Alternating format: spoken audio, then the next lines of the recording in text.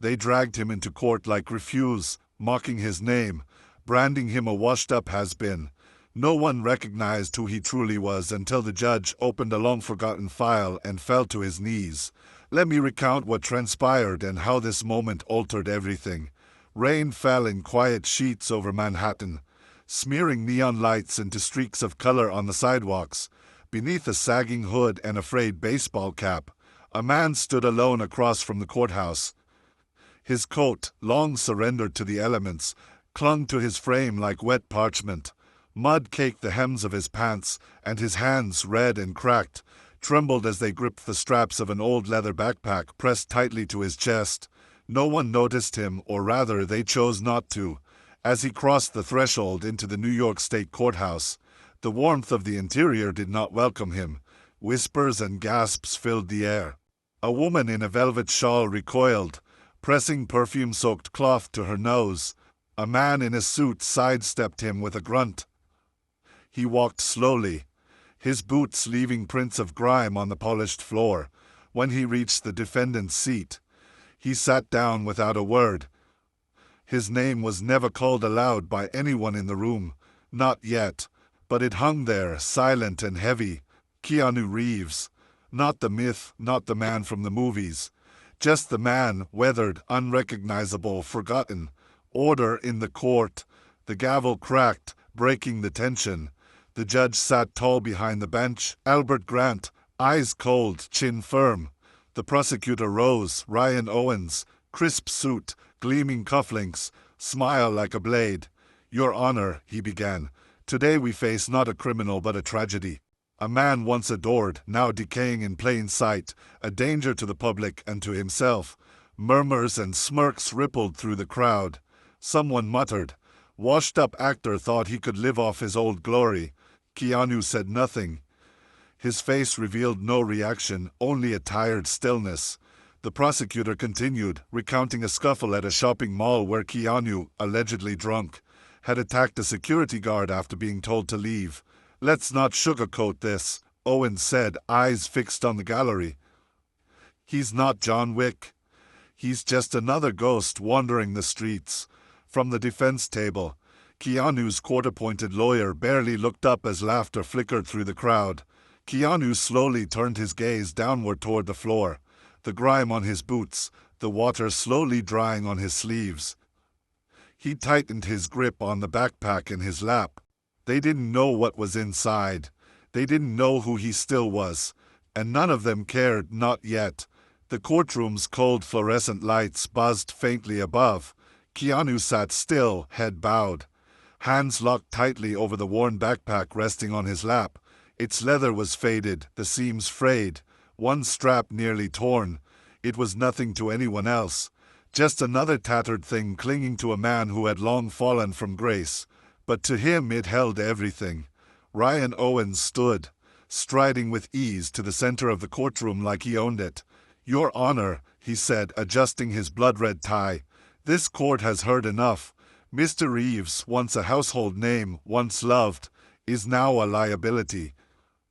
He snapped his fingers, and a bailiff entered through the side door holding a clear plastic bag. Included here, Owens continued, are the defendant's possessions at the time of the incident. He pulled out the items one by one like props in a grotesque performance. A stained hoodie, a cracked phone, one bottle cap likely from alcohol, and this. He held up the backpack by its broken strap, which sagged under its own weight. This, he sneered, is what Mr. Reeves clutched while allegedly shoving a mall security officer to the ground. No, Keanu whispered, trying to stand, but the bailiff's hand pressed him firmly back down. It's not a weapon, Keanu said louder. It's just mine. That's my. He choked on the words. The judge didn't lift an eyebrow. The defense attorney remained quiet, flipping a paper that didn't matter. Ryan Owens tossed the backpack onto the evidence table like garbage. Possessions related to the crime will remain in custody. It's not related to any crime, Keanu snapped, his voice cracking through the silence. Inside are letters, a photograph of my wife. Sit down, Mr. Reeves. Judge Grant interrupted, tapping the gavel once without looking up. Keanu sat slowly. In the gallery, a young man in a blue uniform whispered to his partner, "Is that really him? I thought he died years ago." His partner snorted, "Might as well have," and still Keanu said nothing. The backpack remained on the table 10 feet away, but it might as well have been miles.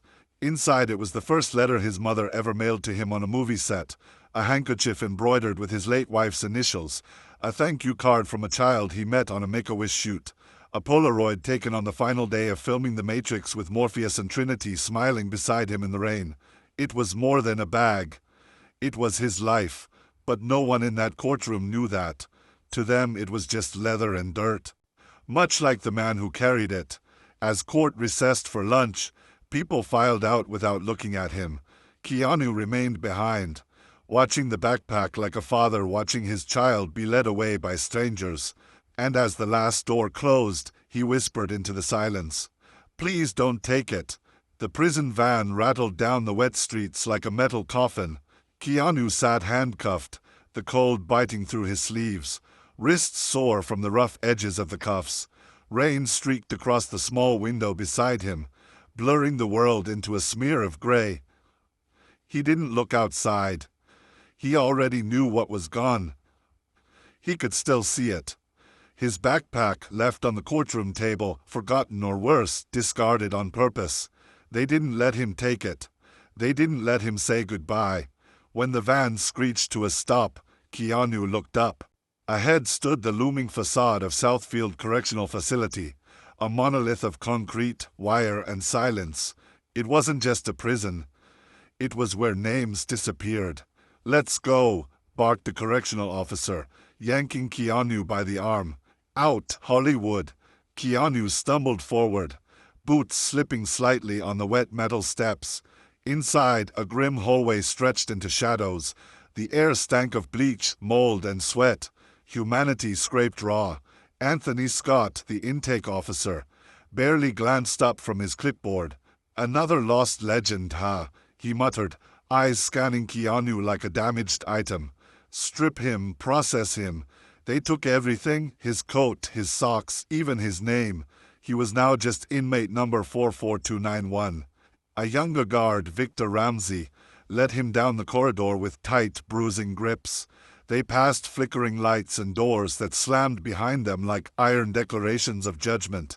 Victor opened the cell block wing B, room with a view. Inside, the cell was smaller than a trailer dressing room. A stained mattress sagged on rusted springs. The walls were flaking, one corner dark with mold. There were no windows, just rusted bars above the door where noise escaped like heat. Victor shoved Keanu in and locked the door with a sharp clang. "Welcome to reality." Keanu didn't speak. He stood in the middle of the cell, the silence pressing in like a second skin. His joints ached, his neck burned from sleeping upright in court, but worse was the emptiness in his chest, the weight of absence. No scripts, no camera, no friends, no backpack. Just him and the echo of who he used to be. He lay on the bed, curling toward the wall like a man trying to fit inside himself. From the next cell over, someone laughed low and rough like sandpaper. "Heard we got a movie star next door," the voice sneered. "Let's see if he knows how to act when the lights go out." Keanu shut his eyes. He didn't flinch, he didn't respond. He had nothing left to defend.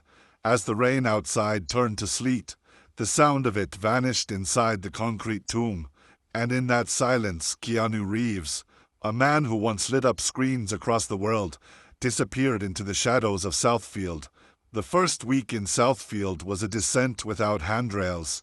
Keanu moved through it like a ghost, silent, deliberate, unnoticed by those who mattered and too noticeable to those who didn't. Bruises bloomed along his ribs from shoves he didn't see coming.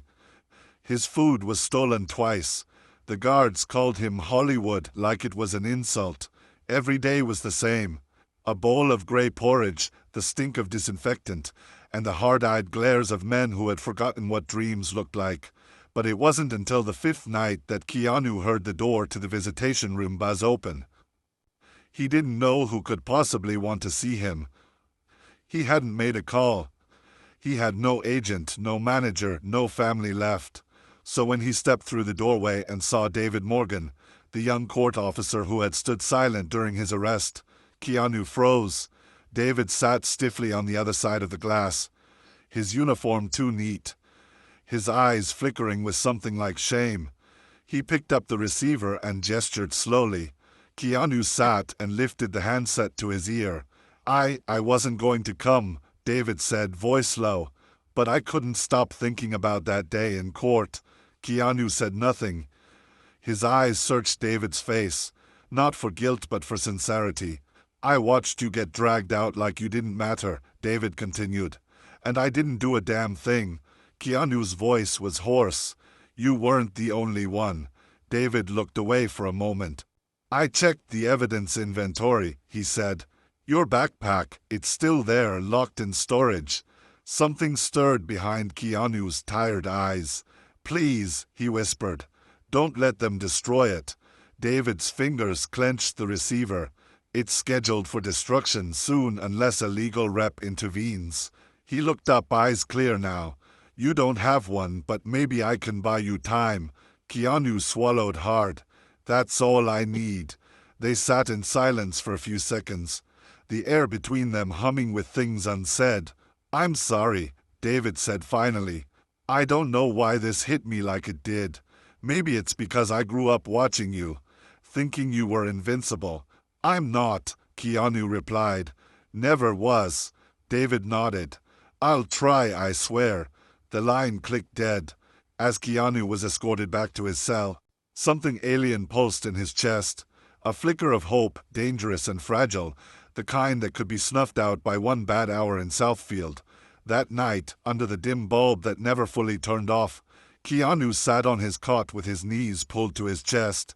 He had nothing, but maybe, just maybe, someone on the outside still saw him as more than a shadow, and as sleep finally crept over his bruised body. He clung to that image, not of fame, not of film, but of David looking him in the eyes and calling him human. The sun rose quietly over Manhattan, veiled in a dull gray mist. In his chambers at the New York State Courthouse, Judge Albert Grant sipped lukewarm coffee, flipping through the morning's case files with mechanical precision. He had done this every day for 25 years. Nothing surprised him anymore. At least that's what he believed. Then he saw the name, Keanu Charles Reeves. He paused. A strange static buzzed in the back of his mind. Grant frowned, adjusted his glasses, and flipped to the full unredacted file. One not presented during trial. A single yellowing document slipped loose, nearly falling to the floor. He caught it. His eyes scanned the faded type. Reeves, Keanu C., civilian volunteer, Vancouver Fire Response Unit, 1992. Assisted in emergency evacuation and rescue at Pineview Studio Fire. Note handwritten. Pulled me out, risked his life. Lieutenant Albert Grant. Grant's heart stopped. He blinked, read it again and again. The coffee cup in his hand tipped slightly, spilling over the edge of his desk. He didn't notice. He was back there. 1992, Pineview Studios, the flames, the smoke, the collapse. He remembered the chaos, the screaming, and the man soaked in sweat, shaking, blood running down one temple, pulling him out from under a falling support beam. That man had been him, Keanu Reeves. Albert Grant stood up so quickly his chair slammed into the bookshelf behind him. He pressed the intercom. Lucy. His voice trembled. Yes, sir. His assistant replied. Bring me the full case record, every page now, and cancel the rest of my hearings this morning. Sir, is something wrong? Just do it. 10 minutes later, Lucy Martin arrived with a stack of folders. She placed them on his desk, eyes scanning his pale face. Grant tore through the documents. Why wasn't any of this in the courtroom summary? He barked. His service, his volunteer record, his rescue efforts. Lucy hesitated. The version I was given came from the prosecution team. I just read what was approved by the Justice Department. Ryan Owens signed off on the final summary. Owens. Grant hissed, his eyes narrowing. Get him in here now. When Ryan Owens entered, He was all polished confidence. "You wanted to see me." Judge Grant slammed the old document onto the desk. "Explain this." Owens glanced at it without emotion. "Oh, that. Didn't think it was relevant. We focused on the incident itself, not ancient history. You removed a life-saving act from the record. Legal strategy," Owens replied coolly. "Military service doesn't excuse assault." Grant rose from his desk, trembling with fury. "He didn't assault anyone. He tried to retrieve a keepsake. You edited the truth for what? Your campaign. Your ambition." Owens smirked.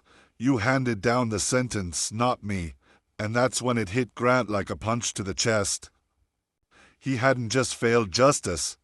He had sentenced the man who once saved his life. And now that man sat rotting in a cell, alone, forgotten, erased, until now. The van rolled through the misty morning streets like a funeral procession. Inside, Keanu Reeves sat in silence, wrists bound in front of him, head lowered beneath the weight of a dozen silent humiliations. He didn't ask where they were going. He didn't care. The guard beside him muttered into the radio. "Inmate 44291 en route. Emergency summons." Keanu barely blinked when the courthouse came into view. His stomach twisted, not in fear, but in something deeper, a hollow ache that whispered, "This is where everything was taken." But when the van stopped, the doors didn't fly open with shouts and force. Instead, Officer David Morgan stood waiting, dressed in his crisp blues, eyes steady. "No cuffs this time," he said gently, reaching to unclip the restraints. Keanu stared at him, unsure whether to trust the gesture, but something in David's voice, the quiet respect, the undercurrent of regret, made him nod slowly. "Judge Grant has asked to see you personally," David added. Inside the building, the mood was different.